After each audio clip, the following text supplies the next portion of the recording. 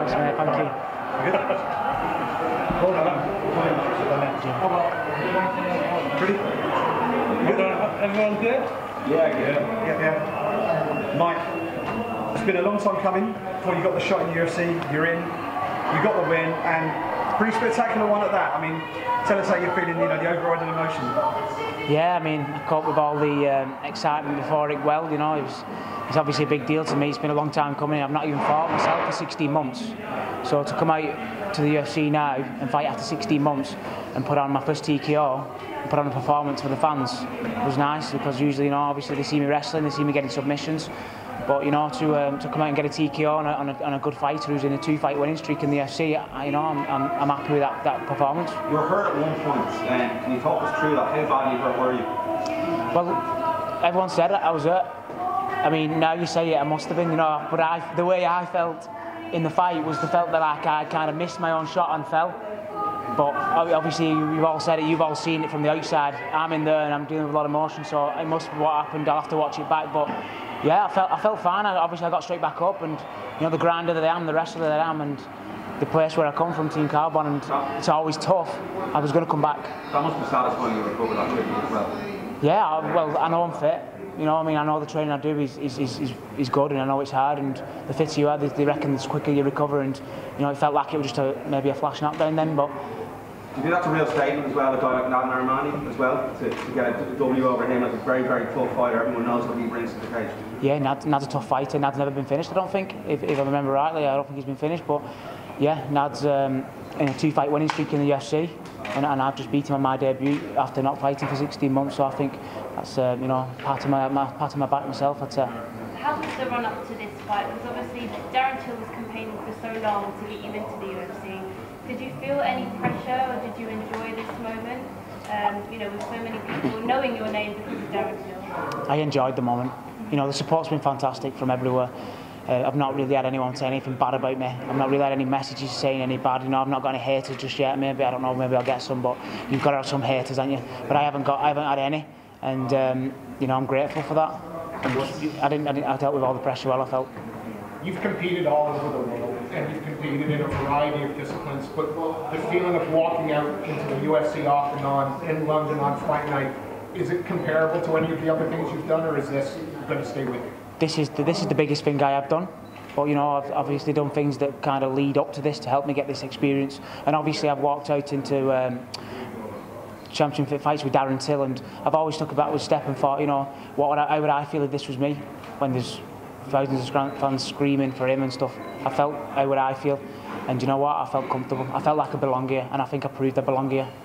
The performance for sure showed a guy with absolutely no octagon jitters and nerves. You looked like you looked at home in the cage. Is that how it felt? Yeah, well, I think octagon jitters are just a mindset, and I know I've got a strong mindset, so I know I can walk out there and perform. Given that it was your debut, and you know, you want to impress, you want to make a statement on your debut. When you rocked Narimani, and one of the things that impressed us in the room when we were watching the fight back was the fact that you didn't just go crazy and dive straight in when you saw that he was rocked. You sort of kept your distance and picked your shots really well. Talk to us about your mindset when you realised that you had Nad rocked, and how you went about sort of actually piecing the strikes together and getting him finished. Yeah, I suppose I've always visioned it. What would I do if this was happening? And I always knew I'd stay relaxed and stay composed and finish the fight. But I know a lot of people have said, why did I not push the takedown more? Because I didn't even in the first round. It was just towards the end of the first round that I pushed the takedown. But you know, I mean, truth is I tore my hamstring 2 weeks ago. A grade 2 hamstring tear, and I was never going to pull out this fight. So the thing that did my hamstring was when I was wrestling. So after that first takedown, I felt my hamstring. So that's why I probably stood up a little bit more as well. So I was a little bit hesitant with my takedown. So I've not even had a chance to throw my true wrestling tonight. I got one takedown, but I've not had the chance to show my true wrestling, and there's a lot more to come with that. British fighters have got a reputation overseas as Brits can't wrestle. You're the sort of shining example. That's why I'm here. That's why I'm here, because I'm going to show that we can wrestle, and I can wrestle, and I can compete with these American guys who's at the top, and that's what I want. What would you like? You know, I got married a few weeks ago, so I'm going to go and have my honeymoon, sent my wife on a honeymoon. I think she deserves it. She's put up with me a long time now. So I'm going to go and enjoy that. But I'm the kind of guy who's going to have a quick turnaround and a fight whenever. And you know, if the UFC call and said there's a kind of polite in a few weeks and a European show local, I'm ready for it. And that's the way I am. Do you have any minds? Do you have any names in mind? No names in mind just yet. I've got to probably tally up some wins and then I can maybe start calling these top guys out. But one of my goals is, you know, to get to the top 10 as quick as I possibly can. Hopefully this year, early next year, that I want to be in the top 10. When your teammate Darren, speaking of, you know, your teammate Darren has made that run pretty quickly. Are you going to try and kind of follow those shoes, get those big fights in quick, so that you're challenging for a title within 12 months? Of course, yeah. I want to be getting to them top guys as quick as I can. You know, like I say, I'll fight anyone. Being in the UFC is one thing, but I feel you get in the UFC, you've got to be prepared to fight anyone. So if they'll tell me to fight, you know, whoever in the next shot, I'll fight. You know, and that's the kind of guy I am. Are you going to be in Darren's corner? For the I am. I am going to do Darren's corner later on. So I'm going to go and chill out now. Go get in that green room. Hope there's some good food in that green room, and then I'll be out with Darren later. Have you met with Darren since your fight?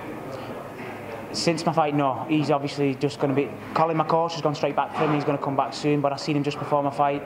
You know, he's in good spirits and he's looking well. But I started the show and I feel it was a good performance. He's going to finish it. You come from a very well-developed, regulated sport in wrestling. How much further do you think MMA can go? In the UK specifically, with better regulation and more development? Yeah, I feel it can go a long way. And like, I've got kids at my club who are doing MMA, they're doing wrestling, jiu-jitsu, doing everything, and they're coming through now from like 10-year-olds, so the young age, and you know it's going to develop very quick. I think there's some of these young ones that's coming through are going to be unreal. So I think there's a lot of room for improvement. But the specifics that you think are required in terms of like government input and government recognition, how much that could help the sport?